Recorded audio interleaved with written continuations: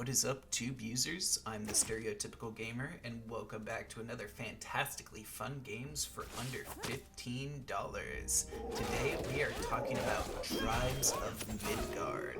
This is one of those games that I just always forget that I have, and will come back to it every once in a while and just remind myself how fun it actually is, because it is a really fun game, but just some aspects of it are kind of forgettable, but overall it is a really fun experience. And especially for the price point it's at right now, I think it is a great game to get back into.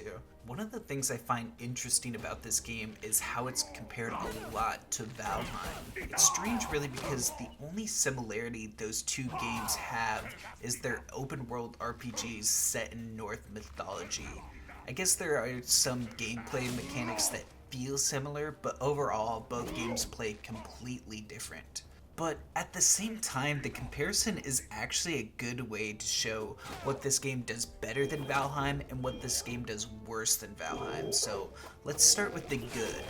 One thing I really like about Tribes of Midgard is how quick and easy it is to get into gathering materials.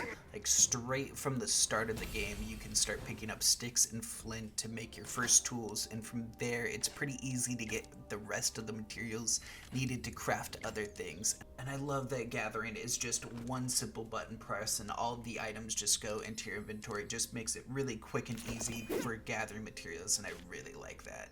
But I think overall my favorite thing about this game is the combat system and the different weapons with different unique abilities that you'll get. So you think each weapon, even upgraded, has its own kind of like unique ability, and some will have like multiple charges of that ability, and I think all of them you gain power for these abilities by just killing enemies and stuff like that. And so I really like how unique each of the abilities feels, and it really gives it like that certain weapons are definitely used for certain fights and things like that. And there is some of that to Valheim, but I think it's more well expressed in this game. Another thing I really like about the combat system is the kind of like talent point system they have that goes alongside it. So as you fight enemies, you gain these, I don't know what they're called exactly, but they're basically like talent points. You can spend them, and there's the talent tree has a bunch of unique abilities.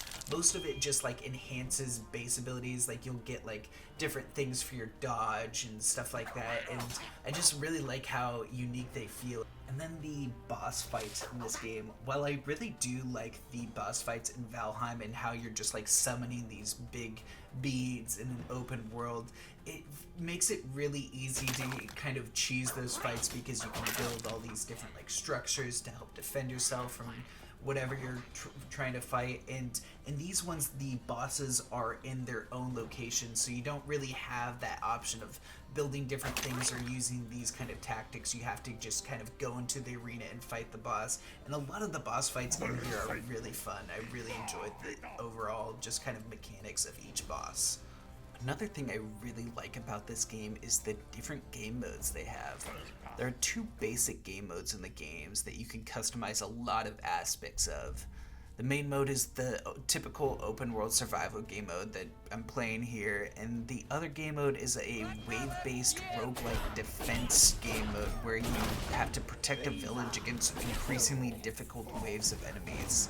While I definitely prefer the survival game mode, the wave-based game mode, which I think is called like Saga mode or something like that, is a really fun and fresh take on the overall gameplay of things. Now that we've gone over the good side of things, let's go over into what this game does worse than Valheim. One of the things I don't like about this game is how there isn't really a location to scout for to find different materials. So for instance, one of the materials that you need early on in the game is iron to make like different weapons and things like that. And so when trying to find iron, I'll just find it in just kind of random locations throughout the world. Like I would want to go and try and like search for an area that is heavy in this stuff, but I've never found any area where I'm trying to look for materials that I'll find a plethora of it. And I don't know, I don't really like the feel of just kind of scouring out in the world and just finding random little bits of the things I need, rather than going to a location that is heavy in the material that I want. And because each world is randomly generated, sometimes you can just have bad luck with just finding different things. Like, I think in this world that I generated here, I just had such a hard time finding sticks and flint, which are like the first basic materials that you need to craft like anything in the game. And I just couldn't find any of it anywhere, and it just took me longer than I would have liked to just find things that I found. Another thing that can be really annoying about this game, especially for new players early on, is the fact that you'll just run into a lot of hostile creatures when you're just trying to go out and trying to farm for stuff. And so typically I'm pretty good about just going around farming. You can just run and get materials on the way, and you won't necessarily get hit by any mobs that are running after you, but it is really annoying just to be constantly chased after hostile creatures while I'm just going out trying to gather basic materials.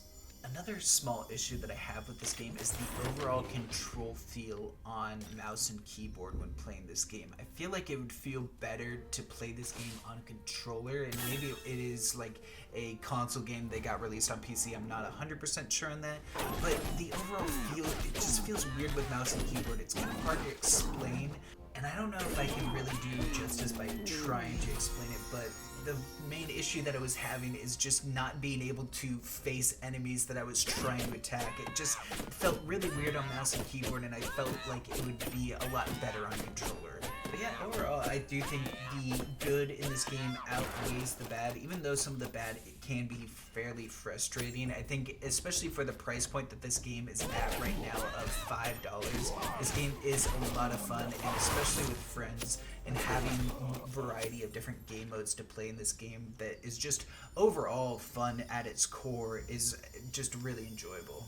Another thing I think needs to be highlighted about this game is the fact that it supports up to 10 players for co-op, which is something I love. For far too long, co-op games have been limited by this 4-player max rule. So seeing a game like this break that tradition and allow players to play with more than 3 other of their friends is fantastic.